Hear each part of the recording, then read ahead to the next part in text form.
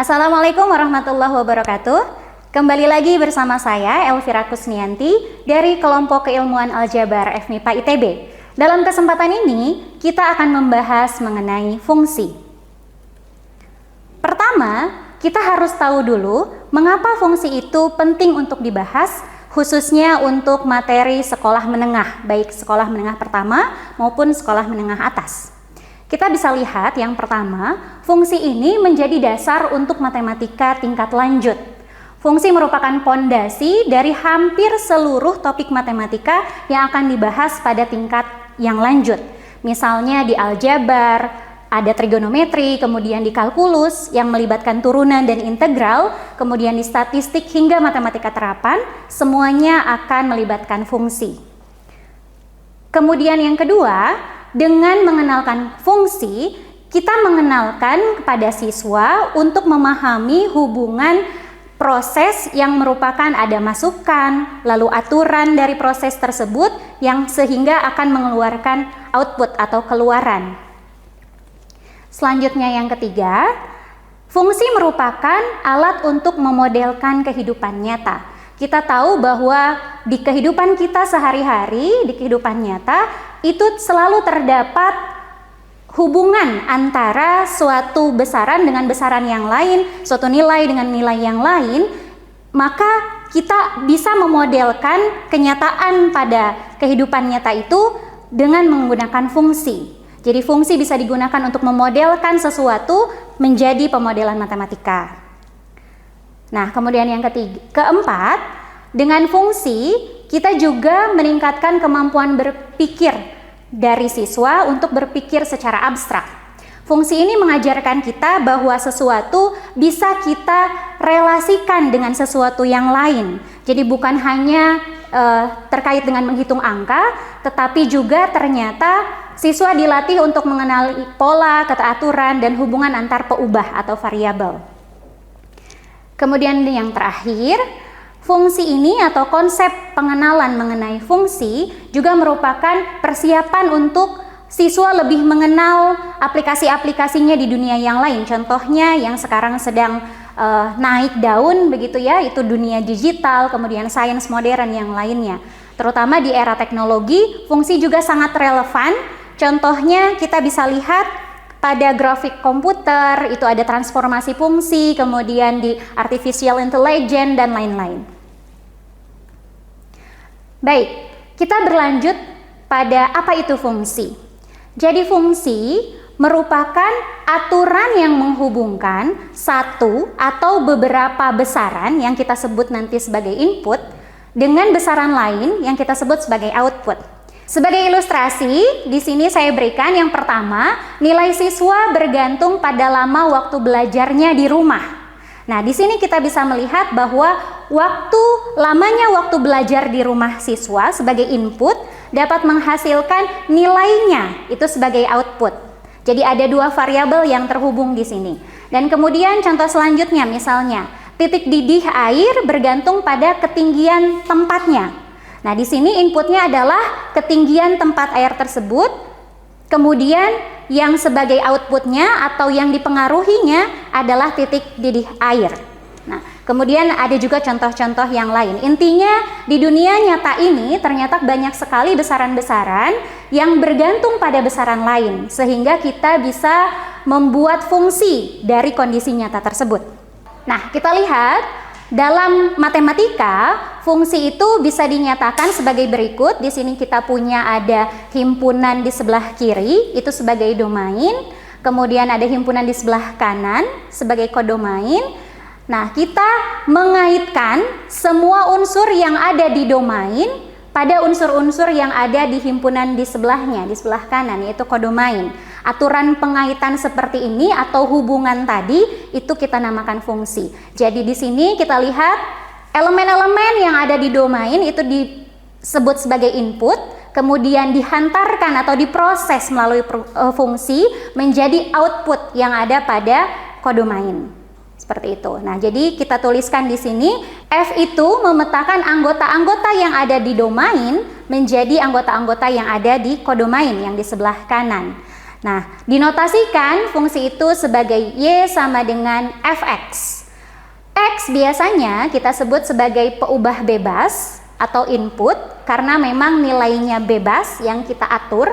Kemudian Y disebut variabel atau peubah tak bebas atau sebagai outputnya karena Y ini bergantung nilainya pada X.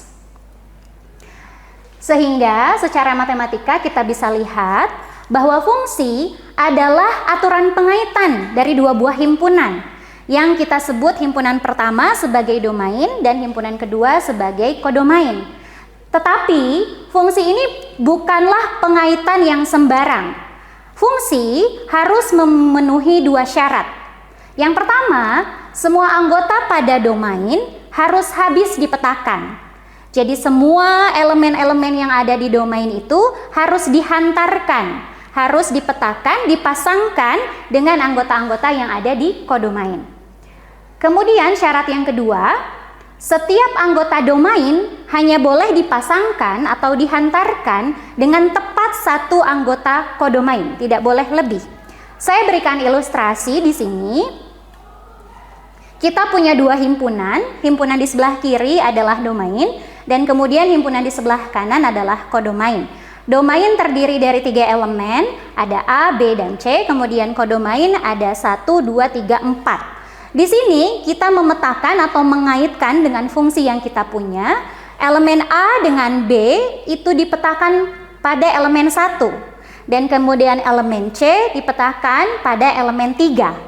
Nah, di sini kita lihat semua anggota domain A, B, dan C itu semuanya habis dipetakan, dan kemudian satu anggota domain misalnya A hanya dipetakan terhadap 1, B juga hanya dipetakan terhadap 1, begitu pula C hanya dipetakan terhadap 3. Maka aturan pengaitan yang kita buat ini merupakan fungsi. Nah, sedangkan kalau misalnya di sini ada contoh yang serupa, tetapi di sini A di domain itu dipetakan ke 1 dan juga dipetakan ke 2. Jadi lebih dari 2 anggota kodomain yang merupakan pasangan dari A. Meskipun di sini yang C itu dipetakannya terhadap 3. Nah, maka aturan pengaitan yang kedua ini bukanlah fungsi. Karena yang pertama, anggota domain tidak semuanya dipetakan. Di sini kita punya B itu tidak dipetakan. Dan kemudian ada satu anggota domain yaitu A yang dipetakan dengan lebih dari satu anggota kodomain. Jadi dua-dua syarat fungsi ini tidak dipenuhi. Maka pengaitan yang kedua ini bukanlah fungsi. Nah, kemudian yang dipelajari pada tingkat sekolah menengah maupun sekolah menengah pertama maupun sekolah menengah atas itu adalah fungsi real. Apa itu fungsi real? Fungsi real adalah fungsi yang memetakan bilangan-bilangan real menjadi bilangan-bilangan real kembali. Jadi bernilai real, begitu. Nah, di sini biasanya fungsi dinotasikan dengan Y sama dengan Fx. Saya berikan ilustrasi berikut. Kita punya fungsi Fx sama dengan X kuadrat ditambah 1 atau biasa kita kenal ini merupakan salah satu contoh fungsi kuadrat. Nah, di sini kita lihat nilai fungsi pada titik 0 ketika X-nya 0 itu adalah 1. Itu artinya 0 dipetakan ke 1. Dan kemudian F1 itu 2. Jadi nilai fungsi pada titik ketika X-nya 1 itu adalah 2. Artinya kalau dalam fungsi 1, bilangan 1 dikirimkan atau diproses sehingga outputnya adalah 2. Begitu pula di sini F-1 itu adalah 2 juga. Kita bisa lihat bahwa F1 dan F-1 itu sama. Jadi 1 dan min 1 sama-sama dipetakan menjadi 2. Itu tidak masalah, memenuhi dua syarat yang tadi. Jadi yang kita punya ini adalah fungsi, di mana domainnya adalah titik-titik yang berada pada sumbu X, dan kemudian kodomainnya adalah titik-titik yang berada pada sumbu Y, yaitu bilangan real. Sehingga fungsi yang kita punya ini adalah fungsi bernilai real atau fungsi real. Nah, kemudian kita akan lihat, saya di sini punya grafik lingkaran dengan persamaan X kuadrat ditambah Y kuadrat sama dengan 4. Kita lihat di sini, lingkaran ini jika kita anggap bahwa domainnya adalah bilangan-bilangan yang berada pada sumbu X, kita lihat di titik ketika X-nya 0, nilai Y-nya pada grafik ini itu adalah ada 2 dan kemudian min 2. Jadi 0 dipetakan ke 2 juga ke min 2. Begitu pula misalnya 1, bilangan 1 di situ itu dipetakan ke akar 3, bisa dihitung 1 itu dipetakan ke akar 3 dan kemudian 1 juga dipetakan ke min akar 3 yang memenuhi persamaan lingkaran tersebut.